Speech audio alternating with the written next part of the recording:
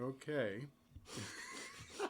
I know you're still chewing, but it's cool. Okay. All right, everybody, welcome to a new episode of Indie Film Cafe. I'm your host, Paul A. Presenza, otherwise known as the Moo Cow, and I'm joined by... Jonathan A. Moody. Yay! And today we have a very special co-host. Please introduce yourself. It's me, Rimaku. Yay! Woo! Rimaku's back. Yay! And we also have... We have Bash.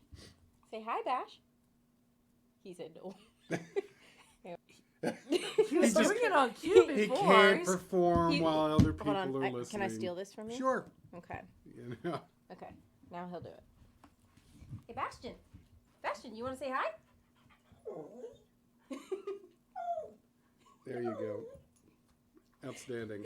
All right. Oh, good. Well, that might mean he's quiet while we're doing the show, There too. you go. Absolutely. So we have gathered together, as we do, to watch a movie, and it's a real treat this time. Hopefully you're going to like it. This is all about female empowerment. Oh, no. Oh, yes. I mean, absolutely. yes, but oh, no. We are going to watch a movie called Hot Chicks Blast Uranus. Hot Chicks Blast Uranus. And it looks like it's going to be a very unique and interesting film. Oh, no. I mean, the last one she was on was the one we did for Jeremiah Morehouse movie, Yep. right? it was the hot Biker biker. warrior babes versus the zombie baby apocalypse. Yes. Yeah. Zombie Babies from Hell. Zombie Well, babes from hell. The title is just so far. It's just so unique. Yeah. So lovely. Finding you. I haven't seen it on any questionable websites before, not even once. What? Which one? Huh? Which one? Nothing. All right, so we will be back to talk about this film right after some mood music.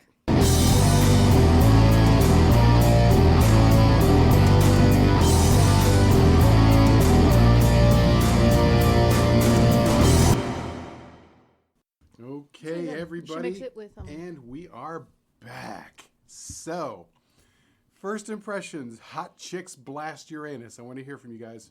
Well, the title was apt. Well, the title was exactly what we saw on the screen. Yes, it Because certainly was. Some movies, the title doesn't, isn't a part of the movie or whatever, but this, it definitely was. I'm looking at you, Geek Bangit Bingo. Yeah, Geek Maggot Bingo did not have Geeks Maggot or Bingo in it, so.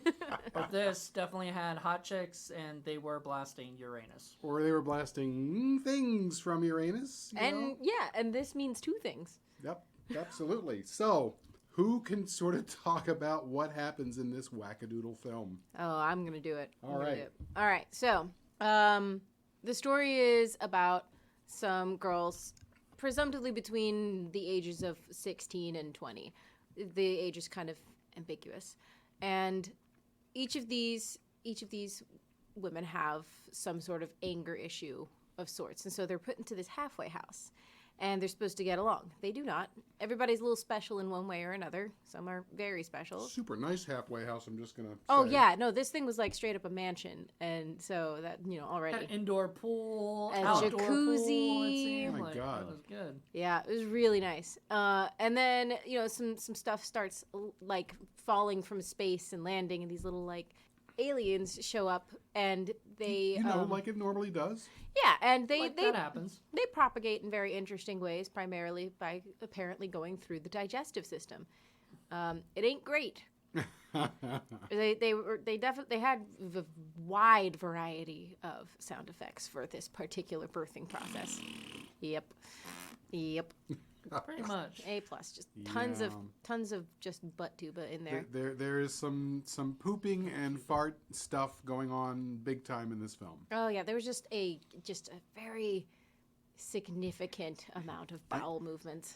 Given the fact that Lloyd Kaufman is in this movie, I had a flashback. Those of you who's ever seen Poultrygeist know exactly what I'm talking about. I'm like, when I first saw this, like, oh boy, I hope we're not going in that direction, but we don't, which is kind of good. I will say, you know what this sort of reminded me of now that I'm thinking about it?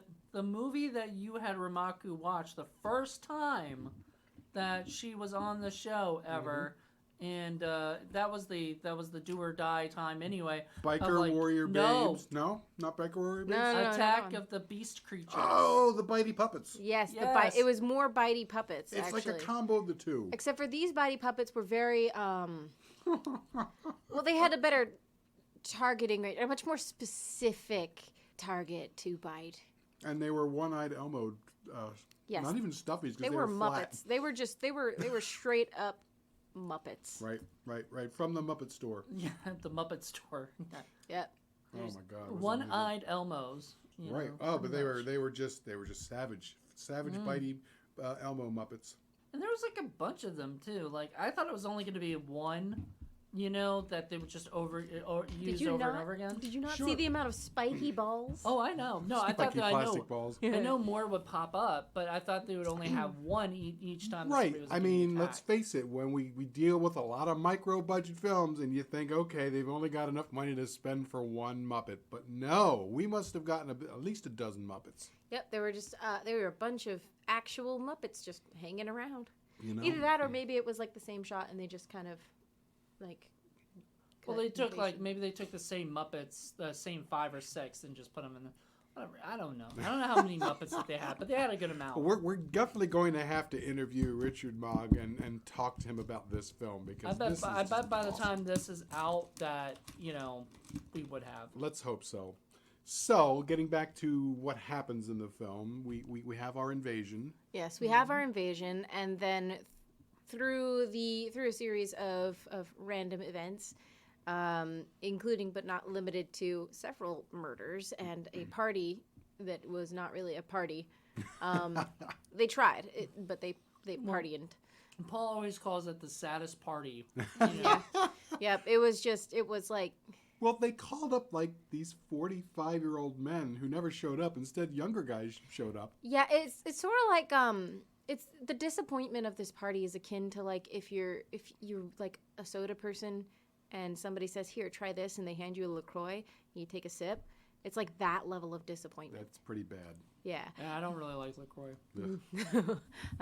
But that's the party. The film itself is more than the LaCroix. Yes. But through this battle, they have to take down these aliens and try somehow to just like survive and fight. We find out all kinds of interesting details about each individual hot chick. Absolutely. Do you want me to go through the details? Sure. All right. So we got one chick who's just a really, really cool fighter. One chick who's kind of a dominatrix in a way. One chick who just like orgasms at any and everything. That's As the you thing. do. Yeah, as one does, good problems to have. And then you have somebody who can move things with her mind. And so it's just, a nice wide variety of weird. Right. And they initially can't get along, but then they get put into the predicament where you're being invaded from Uranus by a bunch of evil one-eyed Muppets, flesh-eating creatures. From Uranus. From Uranus, it has a tendency to sort of pull people together despite their differences. Yes. Well, this movie doesn't deserve like this, but I just need to know, because it is the news reporter played by Lloyd Kaufman, Lloyd Kaufman. which is not his voice. No. They dubbed his voice with some person other than, but Lloyd Kaufman was saying like this stuff's from Uranus coming out, or whatever. How did he know that like the meteors were coming from Uranus? 'Cause he's Lloyd Trajectory. Kaufman. He's Lloyd Kaufman. He just knows. He just Okay, knows. I'll buy it. Magic, why not? Sure. I mean, The magic of cinema. you can just And say then anything. The twist at the end. Yes. The M. Night Shyamalan twist at the end. Yes, the chick who can move things with her mind and who through the entire film has been singing and saying that she doesn't belong here, turns out she doesn't belong here. She is a shit scraper. Yes, who fight the shit monsters from Yes. Uranus. Yes, she's a scraper that fights shit. So she's a Shit shit scraper. Shit scraper. As you do. This one Yeah, I have to, does. So she gets into the spaceship and flies away to where they're going to do more fighting in Uranus, and while the other two hot chicks, presumably, mop up the rest of the Elmos, the evil one-eyed because Elmos. you Yes. see some more coming at the end. They're Yeah. coming from Uranus. Yes. Yes. Lots of Lots of shit. There you Lots go. of shit jokes. And even starts out with saying like Monday, before the shit, or whatever. Then Wednesday, still before the shit or whatever. We were like, is this mid shit? Yeah, you said, Yeah. is this mid shit? Yeah, this is mid shit. And And it then- was, because Friday was the shit storm. And then day of the shit. Yes, day of the shit. And the then shittening, as you will. let's not forget that one dude, the angry dude. Oh, yes, of course. The man who was out for revenge but never left his home. His revenge was living well. Yes, because he was like, oh, she stole my manhood. She broke my arm. And worst of all, she stole my VCR. VCR. So you can tell this was 2012. I thought it was earlier, actually, because it said it was a lost film. I actually got 2005 vibes from this movie and stuff, which is, I guess, a good thing. Whatever. I love how Angry Guy, his broken arm cast was just a couple of It was just paper towels. paper towels. And then at one point he goes over to his counter and it's the exact same paper towels he just Yep. pulled right off of the roll. Yep, they Yep. probably did that day and were like, you need something on your arm. Let's So do it. awesome. And they didn't care. But then he does meet a grisly end. He does. He's doing zero things. He does not leave his apartment once. He just sits there saying, I will have my revenge. And he has like the knife. And then at the very end, he's just, He he's farting. And then, gives me the sort of feeling like maybe he was somebody that threw some money at the production and said, okay, give me 5 minutes in film and, I'll give you $500. definitely gave those vibes. Anyway, he came to a very sharting end. And that was like through the credits too. So it's like it would show one credit, then it'll come back to him. Then we were just like wondering, why does it keep coming back to him? And then okay. Alrighty, so let me give you some background. There's not a whole lot of background on this film because it is a lost film from Richard Mogg. It was made in 2012, but it was finally released to the general public in 2021, thank God. I did not even know this movie existed until I saw John Ward excitedly posting. It's like, oh, I got Hot Chicks Blast Uranus. And I was like, what? Why have I not heard of this film, and why do I not have this in my collection? Well, it was a lost film, so I did not know about it. I knew about some of this director's earlier films. He had done Easter Bunny Bloodbath, and it turns out there's an Easter Bunny Bloodbath 2. Of course there is, because there are so many unanswered No questions. More in the Tears, that's first. what it's called, right? No More Tears. No more tears. Bangin' Vengeance, Massage Parlor of Death, and of course the one that I knew, which was Bigfoot Ate My Boyfriend, because Did you buy that one too? I have that one as well. So I did not know about this. So when John Ward put this up there, and I was like, I must buy this right now. I can see you drooling. Oh yeah, so I immediately bought it, and it came here, and I watched it, and I was like, yes, I have to show There were just excited cow sounds. everybody who's I've ever met in my entire life this film.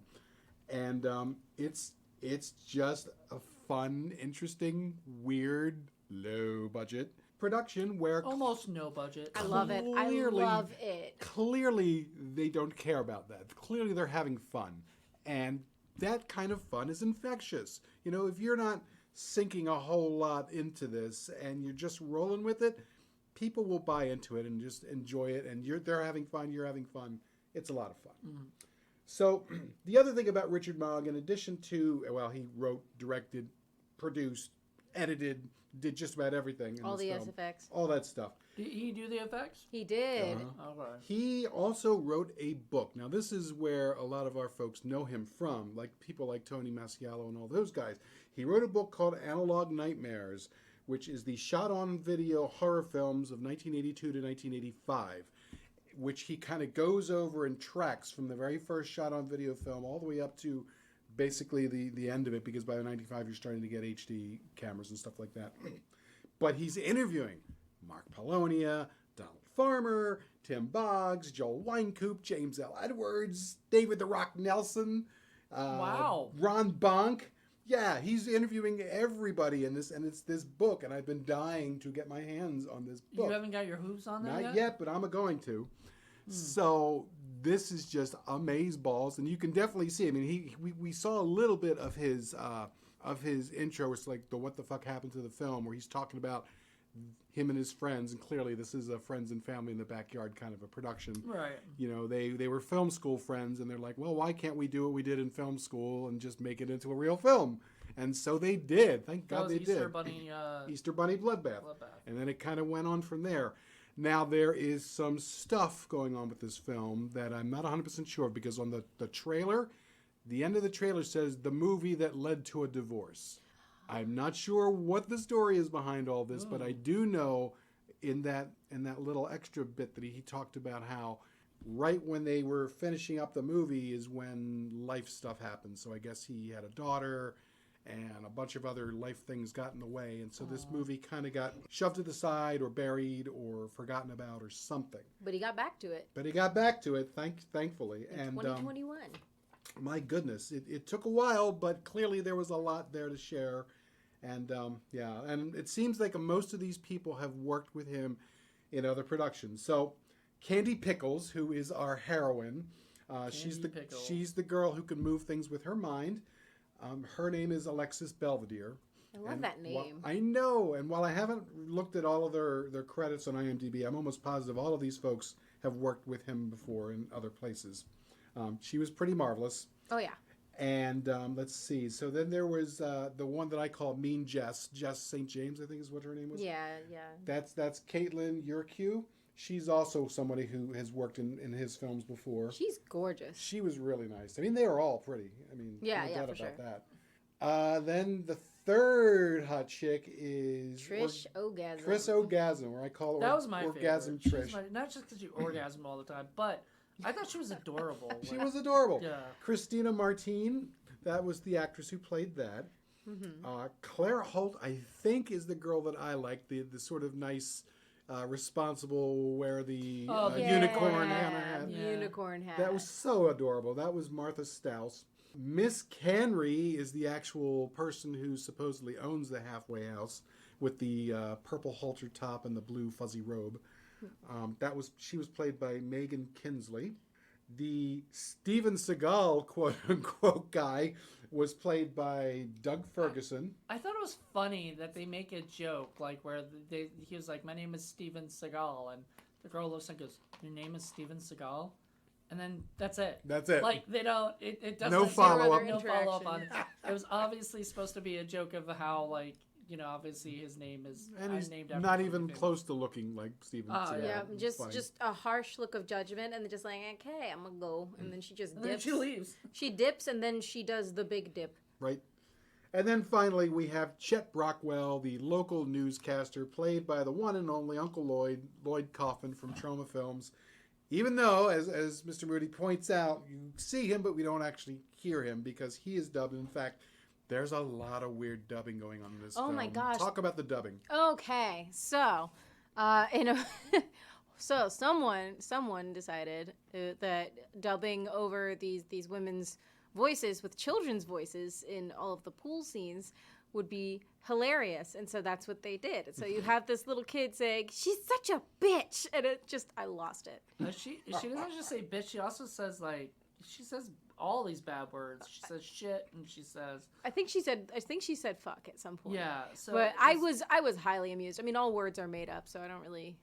It's not really like You a have thing. to wonder. I mean, it was 8 years between the movie was shot and when it finally came out. So I'm wondering. Would it be the kid? Yes, is That's that what I'm his thinking. daughter? That's what I'm thinking, because in the beginning it was like, yeah, we had a kid, life happened, and then eventually, like, after making all these other movies, he went back to like do all this stuff, and then he like eventually came back to this film. Like, maybe it was the kid. And- It's like, this was filmed before you were born. It's like irony. It's Yeah. good. It was kind of a risk because you're taking a chance by having, 25-year-old hot women who are clearly sexually mature with little kid voices. Some people would see that as very, very gross. If it didn't work, if it wasn't done right, but it was done right. I mean, at least the kids' voices did take a pause when there was the brief nudity scenes. So that's good. Yes. That's good. Not to mention the pooping scenes, the farting scenes, the sex scenes, and the Elmo penis. attack scenes. The Yes. penis. penis scene. So let's talk a little about the very, very, very special effects here. Yes, let's have some cock talk here. There were practical effects and there were special digital effects. I guess Yes. we'll talk practical first. Okay, so practical. You want to The take only, it? the only thing, I mean, the only practical one was the dick getting cut up and stuff. But Well, okay. So there was the fake penis, Mr. Floppy or Mr. Softy, but there were also the eggs, quote unquote, the plastic balls. Yes. Several sizes of those. And then the gummy worm looking The gummy things. worms. Yeah. were those effects? I mean, those are just Yeah. like gummy worms going in their mouth, you know? Like, I mean, that's an effect, right? It's a practical one. It's physical. I would count it as a practical effect. I mean, I would agree. The guns. Talk about the guns. The guns. the rubber guns, I think they were plastic. plastic guns. It's like, They- oh yeah, the owner, she confiscates everything from the girls who come here, and then there's like some like AK-47s. Those aren't even AK-47s. They looked like squeaky guns. They looked like if you squoze them, that they would squeak. You squoze them. Wow. Yes. Like dog toy guns. That's They what they look. looked Yeah, like. they looked like dollar store, like wannabe BB guns. I absolutely loved them. I they were pretty good. They yeah. were awesome. They fit the mood of the movie perfectly. the mood. The mood. And then we have our digital effects. We had spaceships of a kind. And the Of meteors. a kind. Because the spaceships, original spaceships that were just, I guess, meteors, right? Because they weren't, like, they weren't actual spaceships. They just exploded. Very realistic explosions. Oh, Yeah. so real. I thought I was really Triggering. there. I Oh just my gosh. love the scene where, like, it happens and the girl goes, you know, was it Candy looks over and goes, what was that? And then the girl goes, what? I didn't see Yeah, it." like know. there's a very They're in loud front of them. explosion, and they're looking at it. It's like, what was that? What? Excuse me? Well, and you know what? We've watched many movies like this, especially like Chris Seaver films are very much like that, where there are movies like Mulva Zombie Ass Kicker or Filthy McNasty, or well, you haven't yet watched the Anal Paprika series. It's The coming. what? It's coming. Yes, Anal Paprika. You know, This that's- is why we need to have you here more often. There's so many wonderful movies to show You're right. You're right. I gotta visit way more often. So or much move fun. back. You know, you can do Oh that. my Move goodness. back. Move out of the country. But please don't. Yes, please don't. We'll see. But anyway, we're talking about what is it? The movies like that. Chris Seaver's films. This film.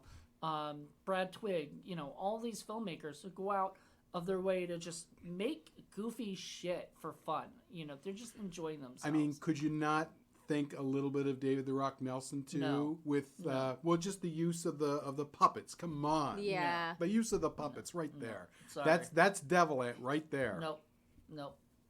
The different like. The only difference is that David the Rock Nelson likes to sort of talk about his movie before the movie actually starts for about 20 minutes or 40 minutes or 50 an hour, minutes, maybe, an hour. no, thank whatever you. it is. depending on how lucky you get. No, thank you. But it's, homemade, use a toy and pretend that it's actually real. But see, here's the thing. Like, at least it almost feels like in these movies, like people play along. There's a script. It seems like it does seem like it's actually got a script, which not many of these movies feel like they actually do. You know, This and- seemed less improv. I'm Yeah. looking at you, yin yang insane. Yeah, things like that where it's just improv or whatever. Just at least even Robert Elkins might not have a script, but he actually has ideas of what he wants to do, and he's got a vision, and he's able to take it and make it. This director was wonderful because he was able to grab his grab his script, get the girls to do it. They did the dialogue. I mean, pretty Yeah, much they were good. probably the way he wanted them to do it. And I thought it was a fun movie, honestly. I agree. And I thought all the acting was good. Okay, clearly the angry guy, I can't say that he was a bad actor because he gave a bad performance, but I'm thinking it's on purpose. On It had to purpose, have been done on No, purpose. all of this was all done on purpose. Yeah. There's that one part where the girl goes, "Ugh." And I'm like, that had to be on purpose. Like, Yeah. she was told to make that face, Yeah. and Yes. everything. Yeah. That's my favorite part. Everybody laughed at that. I, point. I would have it thought was they were just- from Pluto. It was great. It just came out of nowhere where she did that, and it just it worked so well where you're just like, I 'cause was a little worried. You were getting kind of, I don't know, without all the poop stuff was kind of getting to you, it seemed. I'm not really a big fan of like poop jokes and stuff. You know, I'm not. I just don't find them as Poops funny. and farts. He finds them rather shitty. Yeah, but but you know, Jackie loves that stuff. Tell me she wouldn't let fun with Yeah, this she movie. would have had a lot of fun with this movie. I think so. She would have laughed. I think so. I don't even know why I never showed her Chris Seaver, because Chris Seaver does that too. Does a lot of Sure, poop jokes. sure. I just never, you know, I find the stuff that's other stuff, you know, or whatever, a little funnier. I don't know. The Teen Ape stuff in Chris Seaver is a lot more funny than the poop jokes. And Teen Ape gets a little old after a while, though. I don't think so. I could watch. But similar hours. to a lot of these movies, Brad Twigg and et cetera, you know, I love how you get older people to play like they're teenagers, and everybody's fine with it. Everybody's cool. Even the guys they call up, they're getting excited about the party. It's clearly an older man with gray hair.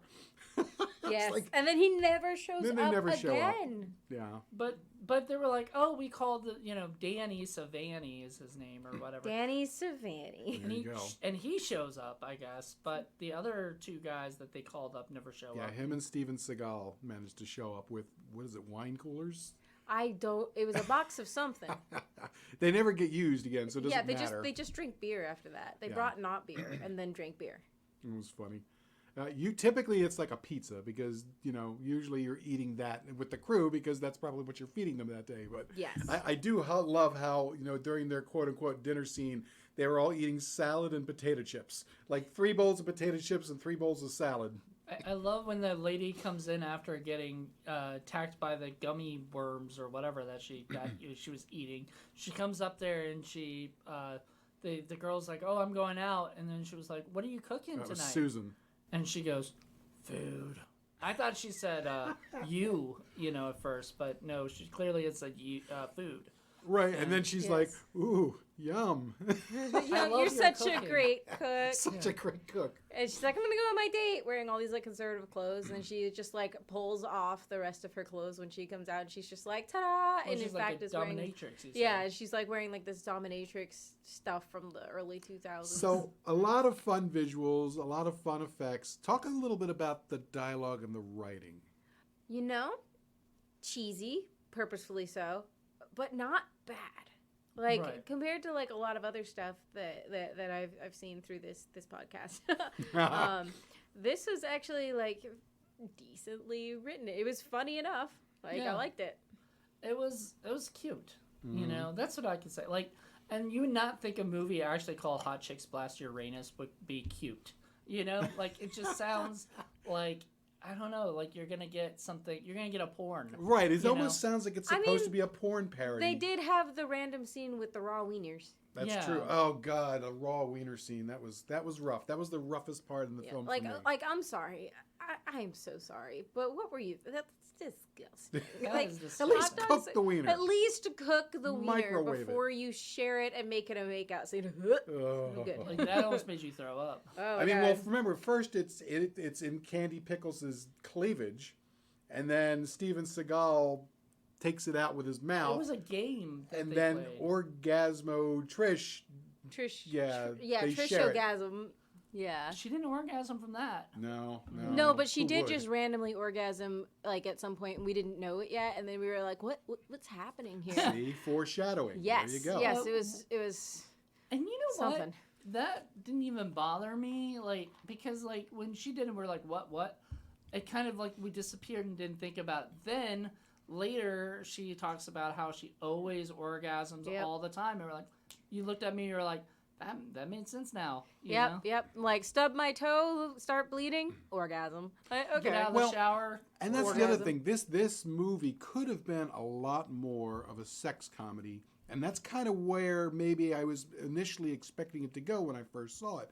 But it's not really doing that. Well, I mean, there was that whole scene where Miss Canry was like getting taken over by these worm things, and the entire shot is just boobs. Yeah. It's just boobs for like a And- solid minute. And there is a scene where Candy, with her mind, takes the top off of Mean Jess in the pool. Mm-hmm. But that's really it. You know, it's not like, the Flesh Gordon meets the Cosmic Cheerleaders. That is a sex comedy, you know what I mean? Right. Or even But- or a porn parody. But that's not where this goes. Well, and the funny thing, you say that because like Hot Chicks Blast Uranus once again sounds like Yes. the Flesh Gordon, meets the Cosmic Cheerleaders or whatever. So it sounds we like have to it show should you be. sometime. Yeah, It's fun. It's fun. It's stupid. I am But down to watch it's- any films you want to show me. I'm Yeah. about it. Yay. She's fallen in love with this stuff. I Yay. have. I have. At first, I was like a little bit unsure. I was like, oh, well, it's purposely terrible. Maybe I won't like it. And now I'm just like, more, please. Thank you. We wouldn't steer you Well, wrong. I mean, and you know what? There is Okay, so when you look at like Birdemic, right? That was just badly done, and the Yes. guy didn't know what he was doing and Right. made a movie, right? Then he realized everybody was sort of laughing at how bad And it was loving it. done and loving that. However, then he made Birdemic 2. Not as much And fun. not as much fun Yeah. because he knew then that it was then he tried to play for comedy. Now there are filmmakers who can't do that, right? Right, There are it's- filmmakers who just can't. It's like catching lightning in a bottle. That only happens once, and you can't recreate it. You can't recreate it, and you can't put comedy into it on purpose. If you the other one, I know Kate's gonna hate me for saying this. Samurai Cop 2. Oh. The thing I hated about it the most was just how much they knew how bad the first one was. Yeah. So they just it just You became. can't coast off your own success immediately after. I understand. I mean, I like Samurai Cop 2 for different reasons. You're right. It's not as much fun as the original, and it's certainly not the same reasons. I just like it for different reasons. You like all the nudity in it. Well, all the porn stars and in just it Tommy shit. I'd be Wiseau going over insane with his acting. You gotta love that. Tommy Wiseau. It's Yeah. just I fun. barely remember him in it. Honestly, I know he was in it. Oh yeah, but yeah, it's very, very difficult to sort of do that on purpose. Right. It's a bit of a minefield, but these guys did a good job with it, I thought. I thought so too. I do have a few issues. Okay, the pacing was a little flat sometimes. There are some times, especially when we're sort of doing the whole, touching scene with Candy Pickles. There were a few too many of those, in my opinion. The narrative. I literally thought you meant touching, like No, somebody no. touching candy. And I'm No, like, I mean, the narrative slows down at that point. when she starts singing her song that she There were a keeps couple singing too randomly. many scenes of that, in my opinion. We literally Oh, looked at man. each other after we saw this and we're like, "Is this a musical?" Yeah, that the singing was a little bit unpleasant. Yeah. Yeah, I mean, no offense a little to bit of that was cool, Alexis Belvedere. She's a great actress or whatever, but I don't see her going on Broadway. And it wasn't so much like her pitch or anything like that. There's a certain level of cheesy that's great, and then it just gets to the point where you kind of cringe. Yeah, it and jumps the shark at some point. Yeah, and at that point, it jumped several sharks, and I was just sitting there like, And a this is- manatee. like please, end it or me, pick one. Yeah. Yeah, because they did it once, and I was like, all right, whatever. And you said this wasn't a musical, so I was like, okay, we'll never hear the song And they again. did it 2 more times. Two more Yeah. times, and I was just like, come on The now. second time it was iffy. The third time it was too much. Like, yeah, Yeah. dude, stop. Like, we're done with this stupid song. And So- there was no reason for it except for like, I don't belong here. I'm meant for more. Ta-da, you are. Let's sing it again. And Yeah. there were a few other scenes too that don't really contribute so much to the narrative and either pad the movie out or they just don't really add anything. But for the most part, I would say 85% to 90% of the film is perfectly fine, and that in itself is a big win over a lot of the movies that we see. So if we were going to shorten it, I'd say maybe 5, 6, 7, 8 minutes at tops. Yeah. The rest of it is pretty darn good. That's pretty impressive too for a small indie film and stuff like that. And he mentions in there that they were able to secure this site in order to film for, what do you think 3 he said? days. 3 days and 2 nights. For the entire So, film. Right. Now, you guys, being independent filmmakers, you know what it's like to shoot as much as you can in one bit of time like that. We had trouble doing that with a short film. Imagine doing a full-length film in just 3 days. Oh, no, I can't understand that. And, like, it boggles my mind when I see these independent filmmakers who are able So like David Dakota shoots everything in 3 days, or whatever. Full-length films. Yeah, full-length films. Chris Seaver makes full-length films in three days, or over a weekend. Wow. Just gets his friends. They go that night on Friday night. They start shooting. Then, Saturday they go through the whole day, and then Sunday they finish. And I'm just like, I don't understand that because we did the Dark Office here and everything, and that short film in itself took like 2 nights, and that was 20 minutes or whatever. And those were late nights too. Those were 3:30 in the morning ending nights too. Right. It was rough. I mean, we could have wrote it where some of it took place during the day or something and whatnot, but it's just it to me it wouldn't have worked. And I get it. Like if you're gonna shoot all day, but man, that means you have to get your actors to be on their spot exactly at the right, say the exact good lines, say it once or twice. Probably can't do more than 2 takes. Make sure there's coverage. I mean, the fact that this guy was able to do that in that amount of time and make a hour and a half or a little less probably movie. I mean, hats off to him, man. And not to turn it into an incoherent mess, which we've seen with many other films. A 90210 Shark Attack. That was a David Dakota mess of a movie. Yeah. And that was shot in 3 days. And that's partly the problem with a lot of films. It's just like when you have that low time, it's most likely not gonna come out good. You need, there's other filmmakers we've seen some that are just so terrible because they don't spend enough time. Then they go off and make another movie and it's the same thing, and I'm like, oh. Right. Well, now Richard Mott did bring out a point. He did say he knew that in the production they were going to have to make sacrifice, and the sacrifice in this case was going to be sound. So they knew they were going to have to come over and do something different with the sound. He said that in Easter Bunny Bloodbath, they just shot using whatever microphone was in the camera itself. Yeah. Oh God, what did he call it? I forgot what he called it, but he said that they always knew they were going to be dubbing this one too. Right. So he used an Omni, I almost say Omnivision, but Omni Sound shotgun microphone. It wasn't shotgun and where it's all in one direction. It was set on the Omni whatever setting where it's everything.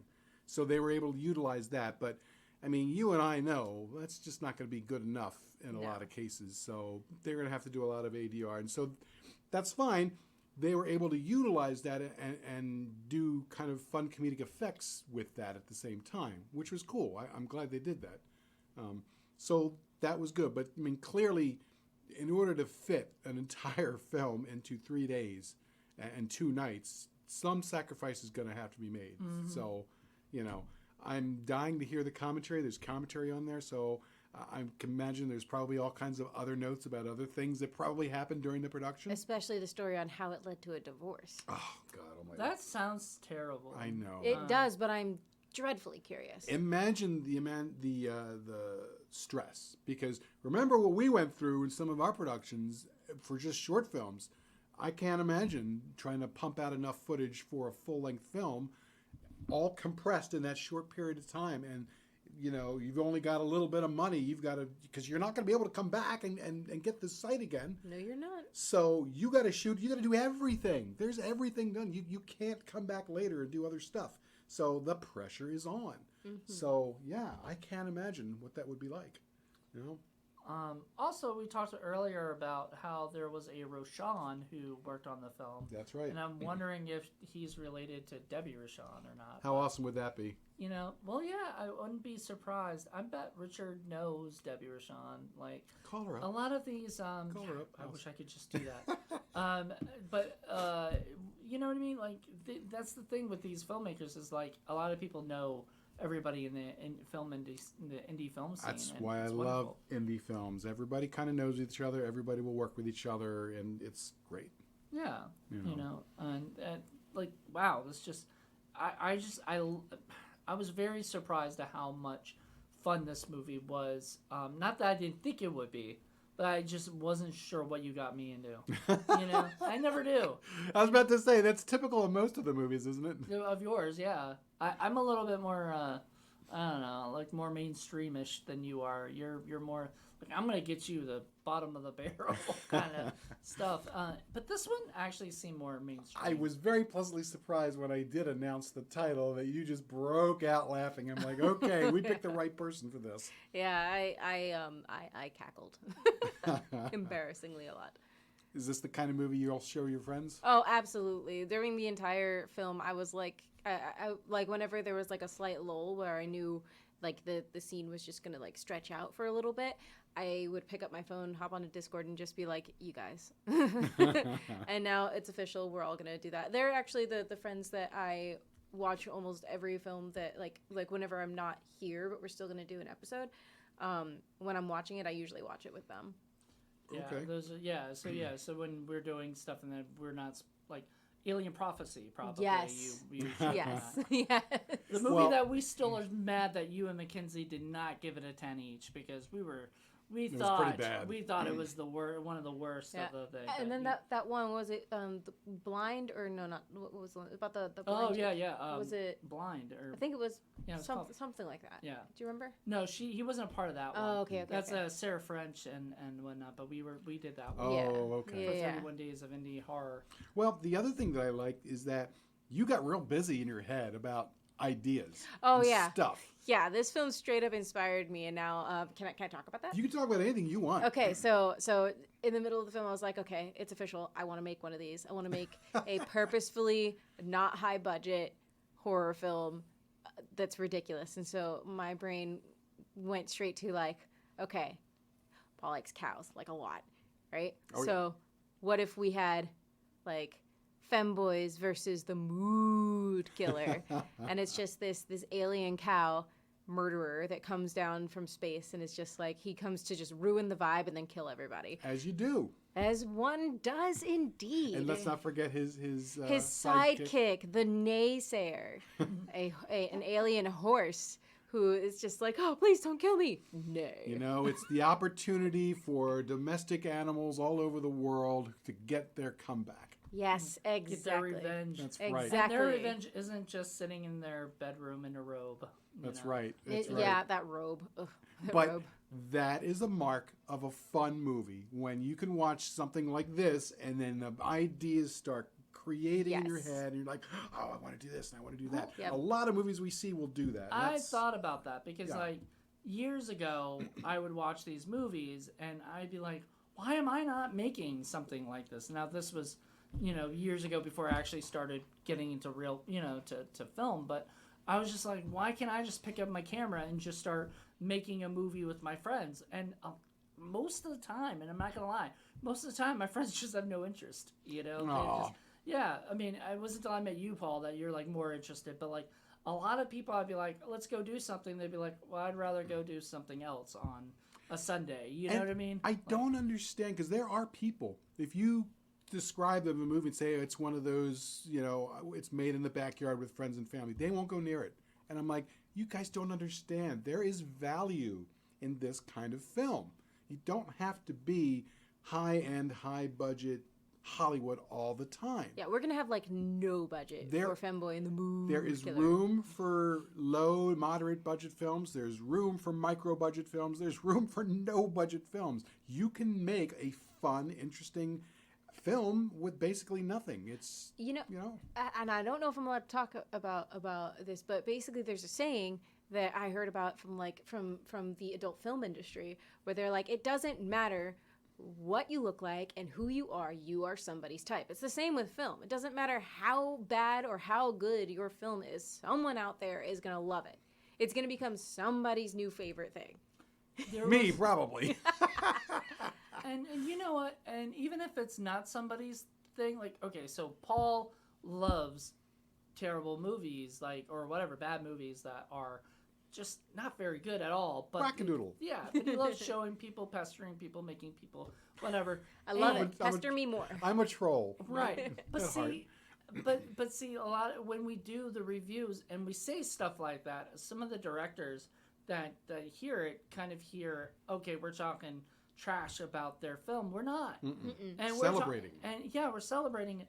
And we're actually usually saying really nice things about the movie sometimes, even if we're saying stuff that we don't like. I The remember thing is- you were really concerned about David the Rock Nelson and some of the other, Cullen, some of these other guys who, how would they take it? But David loved our review. yeah. And the thing is that, and I've said this before, if we did not like your movie, we would never mention it. It would just, there'd be nothing said. Yep. You know what I mean? We would ignore it. And the fact of the matter is, even when we're pointing out things that are bad, it's with love. Yes. Like we loved this movie. That is why we are reviewing it. We loved the good parts. We loved the bad parts. We loved the unpleasant parts. That's why we're talking about it. If there's anything we really legitimately don't like, we just won't talk about it. Even the raw wiener scene. Oh my gosh, I was giggling so hard. I was, okay. It was bad, but it was... My giggling was the only hard thing in that scene. Mr. Softy, you, my friend, you started pulling your shirt up with the bitten off wiener part. Oh my gosh, that was so bad. We were all like, oh, You were no! cringing big time. I was cringing. Yeah, I mean, they did a really good job with it. Like, I bought it. And sometimes even though the logical part of your brain knows exactly what's going on, it doesn't matter. The emotional side's like, ew, Yeah, but react. it's still good. Like, I wonder what they used for that, honestly. Probably that same dildo that they just tore off. That was not a dildo. That was squishy. Well, they have squishy ones too. It was, That squishy? Yeah. The puppet squished it. I know, but I think they make some that are soft on purpose for people who don't have them, who want to stuff them. Yeah. You know That's what I mean? probably what it was. I It don't was know what they're extremely called. flaccid. Yeah, I don't know what they're called. They're not really dildos. There's something Yeah, else. there are those ones that are for like people who like it's like for gender affirming stuff. Yes. Yeah. Exactly. Yeah, that's pretty cool. That's pretty cool. But it was very flaccid. But you ask about where the budget went. There you go. I'm sure that's not cheap. Absolutely. No, I imagine it's not. It's pretty great. Not that it even remotely matched the guy's flesh color, but that's No, it was, okay. that man was solidly like he got a little bit of sun, and that thing had That's vampire flesh. Yeah, that was some Nosferatu. Nosferatu cock. Cockferatu. Nosferatu. Oh, the ideas just keep coming. Oh no, but that sounds like a porn right That's there. like Oh, yeah. Cocula, Count Cocula. There you go. Oh, so many ideas. Oh, All Lord. right. Well, I guess we're right about that time where we can start talking about scoring this film. Ding ding ding. I don't know if you remember how we score our movies. I do, but just in case they don't. All right. So we have our three co-hosts, and we rate our movie from a score of 1 to 10, by which the stinkier the movie is, the higher the score. And if it's a really good movie without very many problems at all, it's a low score. If it's kind of meh, it's in the middle. We give it a score of 5. And if you're feeling kind of subtle, you can give it a half step, so a 5.5, a 6.5, that kind of thing. And then we total up that score, and then we figure out what is the stinkiest movie of the year. And I'll tell you, it's been kind of a wacky year this year. We've had a lot of 10s being thrown out there. There's been some crazy ass movies that we've been watching from you and from me. Mm-hmm. It's been amazing. Turkish Star Wars, you should have been there for that one. Oh my God! Can we go back and just watch that because? Yes. And the other one I think you would have really enjoyed. I think you would have really enjoyed Drunken Wu-Tang Drunken Wu. Oh. with the watermelon monster. Oh. We'll have to share the watermelon monster. Yes. You'd love It's that. so much fun. Sus. Or she would have also probably liked what's the other one? Lichen Colony. Oh, Lichen Colony. Like in yes. Colony. Yes. It's a werewolf movie, but in theory. it was rough. It was Amazing. fun. But anyway, so what do you guys think? Who wants to score first? Oh, okay. Okay, this movie was not high on the stink for me. It knew what it was doing. It was it was fun. If it had any stink, it was sort of like on purpose. So it really didn't make me think about it being a bad movie at all. So I'm gonna give it a 4. I think it's low on that scale, on our scale. So Okay. Makes sense. Yeah, I do agree with you. That movie was genuinely fun to watch. Obviously you have like the same issues like color grading not matching from scene to scene, continuity errors, blah blah blah, sound. There were a few day for night things too. Oh yeah, Yeah, when they randomly went from day or night in the place, and then all of a sudden they're outside, and they're in the day. Yeah, that would probably put it at about a 5 for me, I think. But 5? but yeah, like 5 right in the middle because it was shot terribly, but 5, but like not so terribly that it's above a 5, and the enjoyment would bring it down if it was. Okay, that sounds good. I think I probably had a little more fun with this than you guys. Clearly, my fun came from watching you guys watch the movie, which is, a lot of these movies are kind of like that. And like I said, the pacing was problematic sometimes, and, there were a few extra scenes that I thought, if they had tightened up the narrative a little bit more, it would have been better. But remember, this is a lost film. So this wasn't really completed the same way that it normally would have done for a finished product. So I'm kind of going to give it a little more slack than I would normally. But I would give this movie a 3. So I'm a little bit lower than you guys. It does have a little bit of a stink to it, but it's a purposeful stink. Yeah, like it's a good stink. It's stink with love. Right. It So- was cute, as I said. Yes. It was.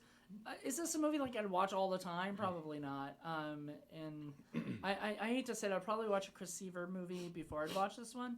However, with that being said, I do it makes me want to watch his other films, like especially the Bigfoot Ate My Boyfriend. Yes. That just sounds like fun. It does. How would you not want to watch a movie called that? Right. Well, I mean, not just the title, but I feel like if this guy continues to do the same kind of stuff like that, it's gonna be Yeah, what's the director's name again? Richard Mogg. Richard Mogg. And while I was unable to confirm it, it did feel Canadian, didn't it? It did, or at least like northern. Those wacky Canadians. They can put Richard out some Mogg, movies. please keep making movies. I will Yes. watch them. Yes. There you go. If that's not an endorsement, a ringing endorsement, I don't know what is. And I just love the fact that he was able to write a book and talk with Donald Farmer and Joel Wynkoop and Ron Bonk and all the people that we love. This is awesome. I mean, he is certainly following all of these guys in their footsteps. It's very niche. Yeah, yeah. And I gotta say, I very much enjoyed the film. It was fun. Oh, so there you go. And I think we managed to pick the right person because you were able to sort of go with the flow and go with the humor. Oh, absolutely. There's I some love people. that you introduced it to me. You're like, I really think you're gonna like this film. It's all about female empowerment, and I went, Right. oh. But there was. There was. Actually, considering you see a lot of female empowerment movies that are done by men, and it's like, oh god, what are you doing? Yeah, I mean, Right. this had plenty of fan service in it, sure, but it was all right. I liked it. it. Good job, Richard. So, and I was going to ask you, and I forgot to ask you, but I was going to ask you, coming from a female's perspective, Sometimes. did this come off okay in regards to presentations of women, that kind of thing? Oh, I mean, it was definitely stereotypical and everything, but we didn't There were some boob shots. There were boob shots. It had a very James Bond-esque sort of Trish orgasm type of thing. I think it was fun. It wasn't exactly like pro-feminists breaking the whatever, but it was also shot in 2012. Right. So I'm not expecting it to be rocking that particular boat. But it wasn't done in a sleazy, It was not, exploitative point of way. despite it be one chick literally having a problem with orgasming all the time, and despite the shots of all the boobs and everything, and all the women just being all about men, believe it or not, you know what? The reason why I'm cool with it is because it passes the Bechdel test. Oh, okay. It does. And for those of you who don't know, the Bechdel test is simply a test to see if there's proper female representation in a film. And there are 3 rules, just 3. 1, there has to be more than one female or female presenting character in the story. They have to talk to each other about something that is not a man. And this one is optional. This is how low the bar is. They have to have names. This one passed all 3. So There the you fact go. of the matter is, it might have been a little bit sleazy here and there, but it passes the Bechdel test. Now, we never got into the reasons why Candy Pickles was lashing out the way she was and stealing VCRs from angry men. But I imagine there's, room for a sequel. Yes. Come Yes. on. Yes. I mean, how expensive could those Like one-eyed a Elmo Candy Pickle dolls be? spin-off. Yes, I want Candy Pickles to come back and like at this point, they've been fighting the shit for so long because that one guy at the end was just like farting, and like she can just be like, this is my responsibility, like I'm not from here, but rah! And then like she can come back and like raise up a bunch of new badass warrior women. I mean, they could easily clean out Uranus, right? yeah, they gotta have a weapon called the enema. Yes, The enema. the enema machine. And once it's cleaned out, she comes back to Earth, and then all of a sudden, there's a new crop of maybe different aliens for them to fight. Different Muppets. Oh Right, my right, god. right. One-eyed Elmos. I love them. I can't. I want to see more of those. I wonder if he still has them. We'd have Oh, to ask. please, please. Can I I buy did- one from you, Richard Mugg? Yes. I did find out he is from Vancouver. Ah, so- there you go. There it you is. go. There's Nice, the nice, hoot. nice. I have to wonder if our friends who made Jesus Christ Vampire Hunter know those guys, because I think they're Vancouverans too. I know, and you know what? This actually did remind me of Jesus Christ A little Vampire bit. Hunter, because there was, especially with the sound, like saying that the sound off and dubbing it and stuff like that. And the what, sort of rockin' soundtrack. We didn't even talk about the music. Did you guys like the music? Oh my gosh, the music slapped. The Yeah. music slapped so much. Also, shout out to the pink phone, A+. the pink Pink phone. phone. We were wondering Which about we that. thought is a- What yeah. is the pink phone? It got such prominence in the credits, and it was like, boom, there is a pink phone. Beautiful. There's a It's pink perfect. phone. I I mean, love that it. guy was talking on it. Yeah, but whatever music they used, I was jamming. Mm-hmm. Mm-hmm. Good It stuff. was a lot of fun. Yeah. It was, I mean, it really takes a lot, honestly, these days to get me to give a 4, because we've seen so much crap, and generally we pick crap on purpose, because we want to showcase these movies or whatever. So. And just to throw some shade out there, because remember that we do get questions from people like, "Are you picking 10s on purpose?" And we're like, "We don't always do that. We don't. Sometimes This year we sort of were making up for last. we got ripped off last year a few I know. times. It's We not did. your fault. It's not your fault. It's not your fault. What did I do? What did I not do? Alien Prophecy. Just, Alien Beasts. Oh, I'll is it never because be I able to didn't get give over it a Alien 10? Beasts. Is it because I didn't give it a 10? Well, you were Yeah. at least close. Alien Beasts got a 5, and we were like, "What?" yeah. We have to show you that. Oh, Oh, my yes, God. yes. So that got like a 25, and then yours got like a 29.5 or something, or 28. Right. So yours was close Something enough like that that. it's okay. Like, but, yeah. but I mean, it a wasn't that bad. 5? It's just like things like that. John Ward. We started with Alien Prophecy, and so then Paul goes.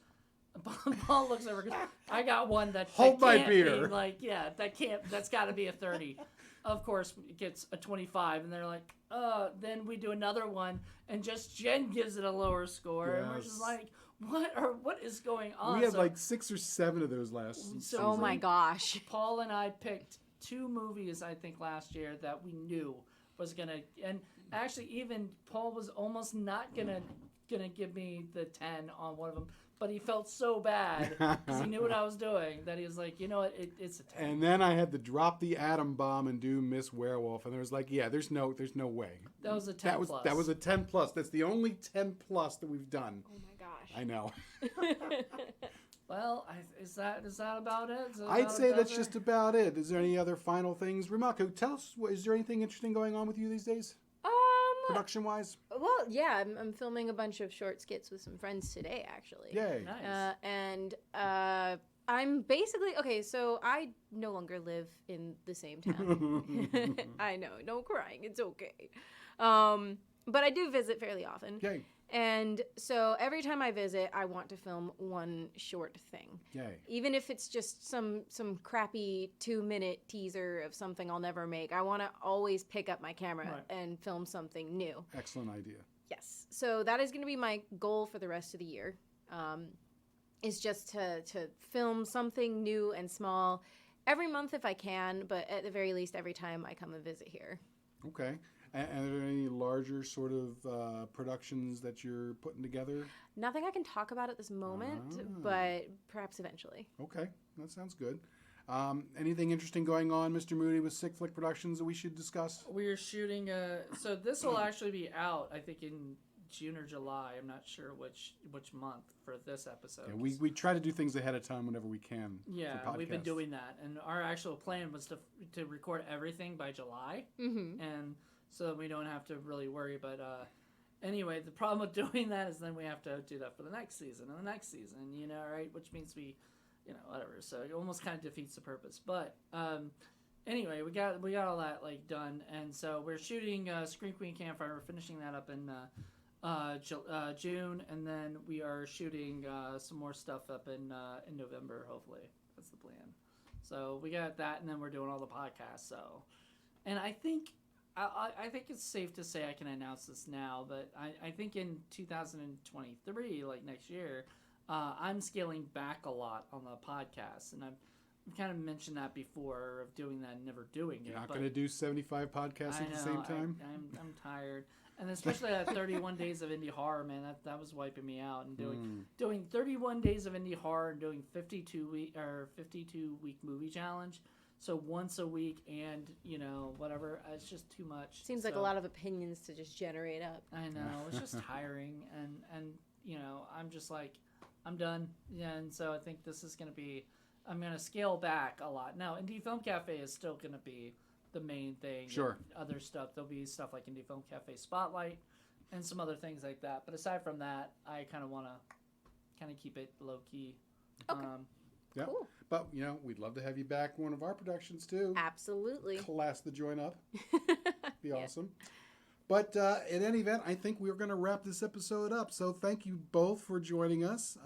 Hopefully we won't have any Hot Chicks Blasting Uranuses anytime soon. Or hopefully we will. Hopefully Mr. Umaku will come back for another episode at some point. Absolutely. Yay. And we will see you guys on the flip side. Bye. Bye. And Uranus.